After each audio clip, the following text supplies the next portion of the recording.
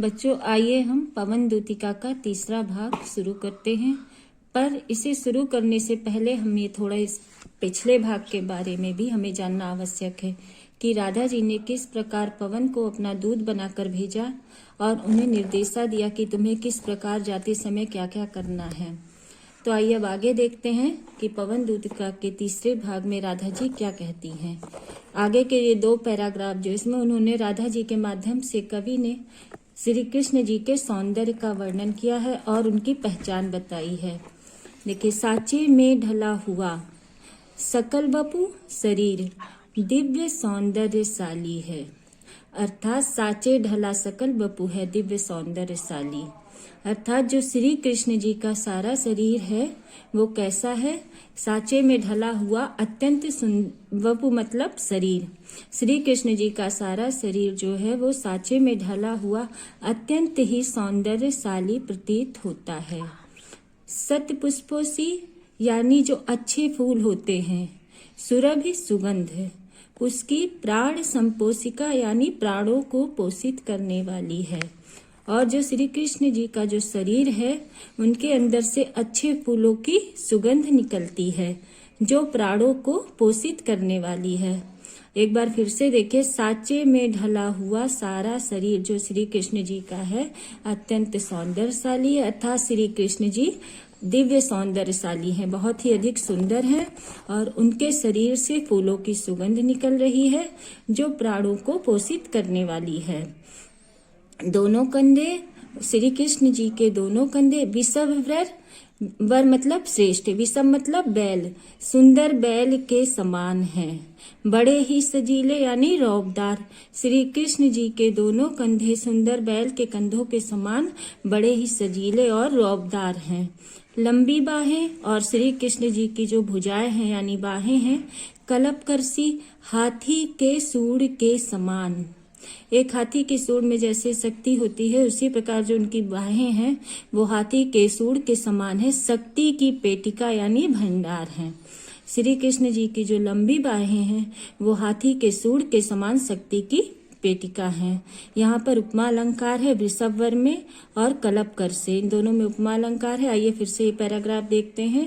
श्री कृष्ण जी का सारा शरीर जो है साचे में ढला हुआ अत्यंत सौंदर्यशाली प्रतीत होता है और उनके शरीर से अच्छे फूलों की सुगंध निकल रही है जो प्राणों को पोषित करने वाली है।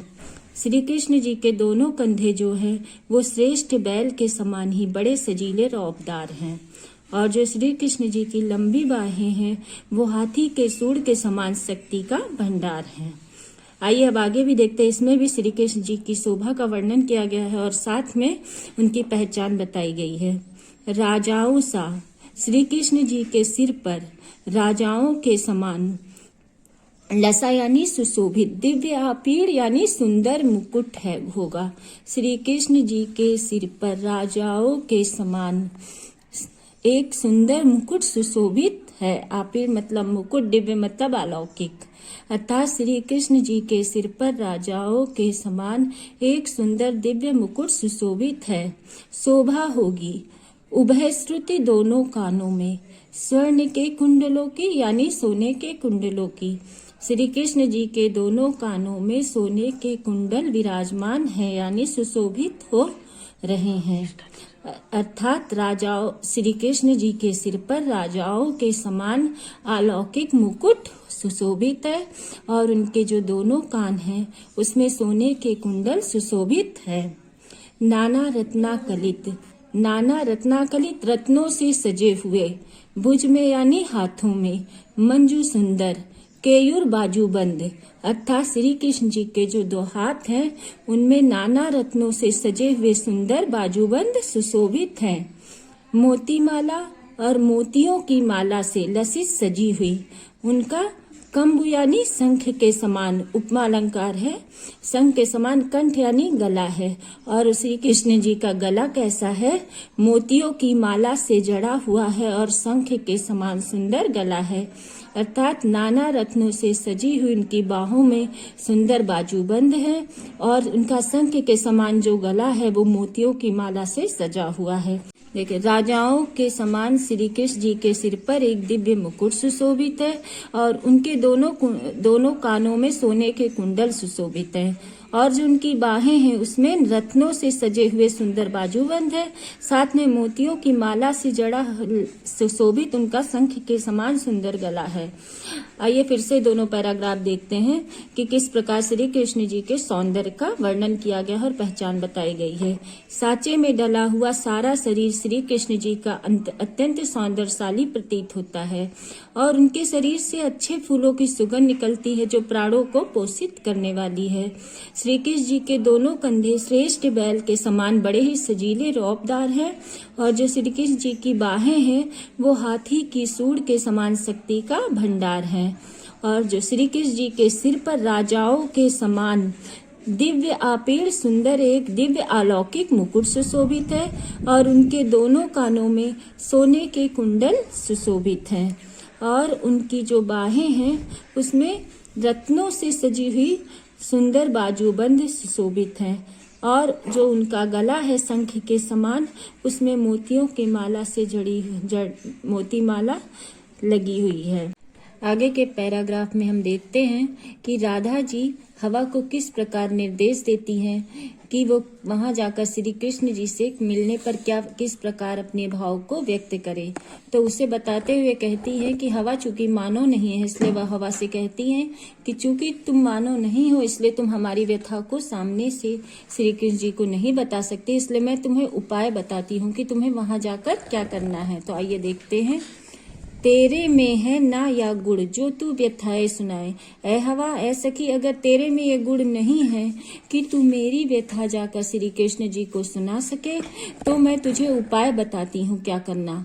व्यापारों को अर्थात क्रियाकलापों को प्रखरमति यानी तेज दिमाग और युक्तियों और उपायों से चलाना। अर्थात तेरे में यह गुण नहीं है कि तू श्री कृष्ण जी को हमारी व्यथा सुना सके तो मैं तुझे उपाय बताती हूँ कि तुझे क्या करना है। तू जो ये क्रियाकलाप हैं ये व्यापार हैं इनको तेज दिमाग और युक्ति से इन सारे क्रियाकलापों को संपन्न करना। बैठे हो जो निज सदन में मेघ सी कांति वाले। बैठे हो जो निज सदन में, निज सदन अपने घर में, अगर अपने घर में बैठे हो श्याम शरीर वाले अर्थात श्री कृष्ण जी अपने घर में बैठे हो मेघ सी कांति वाले, बादल के समान कांति वाले अर्थात श्याम शरीर वाले मेरे श्याम सुंदर अगर अपने घर में बैठे हो तो चित्रों को, तो एक काम करना तू चित्रों को इस भवन के इस घर के जिस घर में वो बैठे हैं उस घर में जितने भी चित्र हों उन चित्रों को तो ध्यान से देखती जाना। अर्थात अगर अपने घर में बादल के समान कांति वाले मेरे श्याम सुंदर श्री कृष्ण जी बैठे हों तो इस भवन के सारे चित्रों को तो ध्यान से देखती जाना। आइए फिर से देखते हैं। राधा जी कहती हैं हवा से कि अगर तेरे में यह गुण नहीं है कि तू मेरी व्यथा सामने से श्री कृष्ण जी को सुना सके तो तू एक काम करना, जो मेरे सारे क्रियाकलाप हैं या व्यापार हैं, जो उपाय हैं, जो बातें मैंने तुझसे कही है उन बातों को तू अपनी तेज दिमाग और युक्तियों से मेरे क्रियाकलापों को संपन्न करना।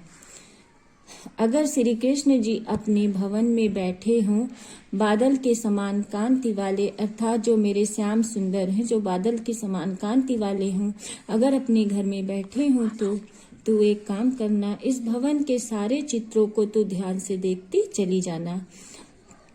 जो चित्रों में वीरा वधुरा का चित्र मिले कोई, और अगर इन चित्रों में तुझे कोई वीरा वधुरा अर्थात विरह से पीड़ित नायिका का चित्र मिले कोई। राधा जी कहती हैं अगर इन चित्रों में इस भवन के चित्रों को तू ध्यान से देखती जाना और अगर इन चित्रों में तुझे विरह से पीड़ित नायिका का कोई चित्र मिले तो क्या करना, जाके निकट तो उस चित्र के निकट जाना और उसको भाव से यूं हिलाना और उस चित्र को इस भाव से हिलाना, प्यारे होके चकित जिससे चित्र को और देखें। इस भाव से हिलाना कि जो मेरे प्रिय हैं मेरे श्री कृष्ण जी हैं उस चित्र को और भी अधिक ध्यान से देखें। आशा है, मुझे आशा है इस प्रकार उन्हें सुरति यानी स्मरण उनको हमारा हो सकेगा। मुझे आशा है कि इस प्रकार उनको हमारा स्मरण हो सकेगा। चलिए एक बार फिर से देखते हैं कि इन दोनों पैराग्राफों में राधा जी क्या कहना चाहती हैं। राधा जी कहती हैं कि हे सखी, अगर तुम्हारे में यह गुण नहीं है कि तू हमारी व्यथा श्री कृष्ण जी को सामने से सुना सके, तो एक काम करना तुम कि जो मेरे क्रियाकलाप है या जो मेरी बातें हैं उनको अपने तेज दिमाग और युक्तियों से श्री कृष्ण जी के समक्ष प्रस्तुत करना। वो कैसे, वो भी उपाय भी बताती हैं राधा जी कि बैठे हैं, अगर वो श्री कृष्ण जी अपने घर में अपने भवन में बैठे हों, बादल के समान कांति वाले, अर्थात मेरे प्रिय जो बादल के समान कांति वाले हैं, अगर अपने घर में बैठे हों तो तुम एक काम करना, उनके भवन के सारे चित्रों को ध्यान से देखती चली जाना। और अगर इन चित्रों में तुम्हें विरह से पीड़ित नायिका का कोई चित्र मिले तो उस चित्र के निकट चली जाना और उसको भाव से भरकर हिलाना। अत्यंत भावपूर्ण होकर उस चित्र को, विरह वधुरा नायिका का चित्र को, उसे भाव में भरकर हिलाना, जिससे उस चित्र को मेरे प्रिय चकित होकर के और देखें। आशा है मुझे कि इस प्रकार उन्हें हमारा स्मरण हो सकेगा। जो कोई इस सदन में चित्र उद्यान का हो। राधा जी आगे कहती हैं कि अगर इस सदन में यानी इस घर में तुम्हें कोई उद्यान यानी बगीचे का चित्र मिले, राधा जी हवा को निर्देश देते हुए आगे कहती हैं कि हे हवा, तू जाना और श्री कृष्ण जी के भवन को देखना और उनके घर के चित्रों को आराम से देखती चली जाना। और अगर इस भवन में तुम्हें कोई उद्यान यानी बगीचे का चित्र मिले तो तुम्हें क्या करना है, और प्राणी हो विपुल उसमें घूमते बावले से, और उस चित्र में प्राणी मानो विपुल बहुत सारे घूम रहे हों, बावले यानी पागल के समान। कहती हैं कि तुम इस घर के चित्र को देखना, अगर कोई बगीचे का चित्र मिले और उसमें बहुत सारे प्राणी बावले यानी पागल के समान घूम रहे हों, तो एक काम करना, जाके सन्निकट तो उस चित्र के निकट जाना और हिला के उसे भी, और उस चित्र को हिलाना, उसे भी हिलाना, इस प्रकार हिलाना कि देवात्मा को यानी श्री कृष्ण जी को, यानी देवात्मा यानी पवित्र आत्मा को, यानी पवित्र व्यक्ति जो मेरे श्री कृष्ण जी अत्यंत पवित्र देवात्मा है, उन्हें सुरति यानी स्मरण, ब्रज के व्याकुल यानी मनुष्यों की कराना, अर्थात श्री कृष्ण जी को स्मरण ब्रज के व्याकुलों की करा देना। अर्थात इस सदन में, इस घर में अगर तुम्हें कोई उद्यान का चित्र मिले और उस चित्र में बहुत से प्राणी पागल के समान घूम रहे हों, तो एक काम करना, उस चित्र के सन्निकट जाना, उसके नजदीक जाना और उसे इस प्रकार हिलाना भाव से कि श्री कृष्ण जी की नजर उधर पड़े और उन्हें, उन पवित्र आत्मा को ब्रज के व्याकुल लोगों का स्मरण हो जाए। कोई प्यारा सा कुसुम कुमला गेह में जो पड़ा हो। आगे राधा जी कहती हैं कि एक काम और करना, तुम देखना कि अगर कोई प्यारा सुंदर सा कुसुम यानी फूल, कुमला यानी मुरझाया हुआ, गे यानी घर में, अगर श्री कृष्ण जी के भवन में कोई सुंदर सा फूल मुरझाया हुआ पड़ा हो, तो एक काम करना, प्यारे के चरण पर, मेरे प्रिय के चरणों पर यानी पैरों पर लाके डाल देना उसी को, मेरे प्रिय श्री कृष्ण जी के पैरों पर लाकर उस फूल को डाल देना। यो देना ए पवन बतला, इस प्रकार है हवा ए बहन बतला देना कि फूल सी एक बाला, उपमा अलंकार है कि फूल इसी फूल के समान एक बाला है जो म्लान हो, उदास है और कमल पग को चूमना चाहती है। कमल पग में रूपक है, पैरों को कमल बना दिया गया है। तो कहते हैं कि यह हवा तो बतला देना, इसी फूल के समान एक बाला, एक लड़की है जो आपके विरह में अत्यंत उदास है और आपके कमल पैरों को चूमना चाहती है। फिर से देखते हैं कि राधा जी कहती हैं हवा से कि अगर श्री कृष्ण जी के घर में कोई मुरझाया हुआ फूल पड़ा हो, तो एक काम करना, मेरे प्रिय के चरणों पर लाकर उसी मुरझाए हुए फूल को डाल देना और इस प्रकार ऐ सखी तुम बतला देना उन्हें कि इसी फूल के समान एक कोमल सी बाला है जो अत्यंत उदास है आपके विरह में और आपके कमल पैरों को चूमना चाहती है। आगे देखते हैं हम कि राधा जी किस प्रकार कहती। आगे हम देखते हैं कि राधा जी क्या कहती हैं। जो प्यारे मंज उपवन या वाटिका में खड़े हों।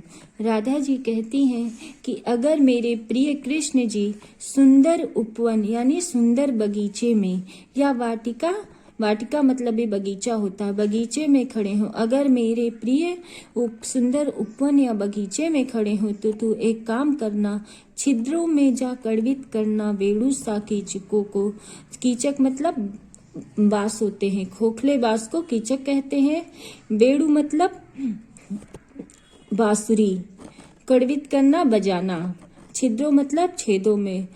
तो फिर से देखते हैं क्या कहती है। अगर मेरे प्रिय सुंदर उपवन बगीचे में खड़े हों तो है हवा तू एक काम करना, इस उपवन बगीचे में देखना कि पोले बांस मिल जाए, खोखले बांस होंगे, उन बांस के छेदों में जाकर के अपनी ध्वनि फूकना, उन बांस के छेदों में जाकर उन्हें बजाना। किस प्रकार?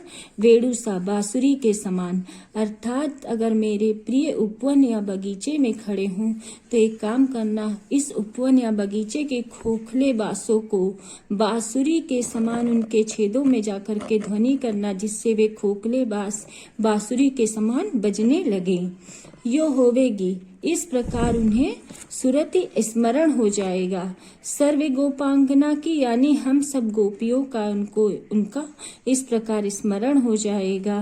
जो है कि किस प्रकार ये गोपियां बंसी श्रवण रुचि, बंसी सुनने की इच्छा से दीर्घ उत्कंठा होती, अत्यंत व्याकुल हो जाती थी। आइए इन तीनों पैराग्राफों को हम एक बार पुनः देखते हैं। राधा जी हवा से कहती हैं कि अगर श्री कृष्ण जी के घर में तुम्हें कोई उद्यान का चित्र मिले या बगीचे का चित्र मिले और उसमें बहुत से प्राणी पागल के समान घूम रहे हों, तो उस चित्र के निकट जाना और उसे भाव में भरकर इस प्रकार हिलाना कि मेरे प्रिय श्री कृष्ण जी को ब्रज के व्याकुल लोगों की सुरति यानी स्मरण हो सके। आगे राधा जी कहती हैं कि अगर कोई प्यारा सा सुंदर फूल मुरझाया हुआ श्री कृष्ण जी के घर में पड़ा हो तो मेरे प्रिय के पैरों पर लाकर उसी मुरझाए फूल को डाल देना और इस प्रकार ए बहन उनको बतला देना कि इसी फूल के समान एक कोमल बाला है, एक लड़की है जो आपके विरह में अत्यंत उदास और व्याकुल है और आपके कमल पैरों को चूमना चाहती है। आगे राधा जी कहती हैं, अगर मेरे प्रिय कोई सुंदर उपवन या बगीचे में खड़े हों तो एक काम करना, उस उपवन या बगीचे के अंदर पोले बांसों को देखना और उनके छेदों में जाकर के उनको बांसुरी के समान बजाना, ताकि उन्हें ब्रज की सारी गोपियों का स्मरण हो जाए जो उनकी वंशी को सुनने की अत्यंत रुचि रखती थीं और अत्यंत व्याकुल हो जाया करती थीं। विद्यार्थीगण, अगर आपको मेरे वीडियो पसंद आ रहा हो तो आपसे इतना मेरा कहना है कि इसे लाइक जरूर करिए, शेयर करिए और सब्सक्राइब करिए ताकि हम आगे भी आपके लिए इसी प्रकार का वीडियो लाते रहें।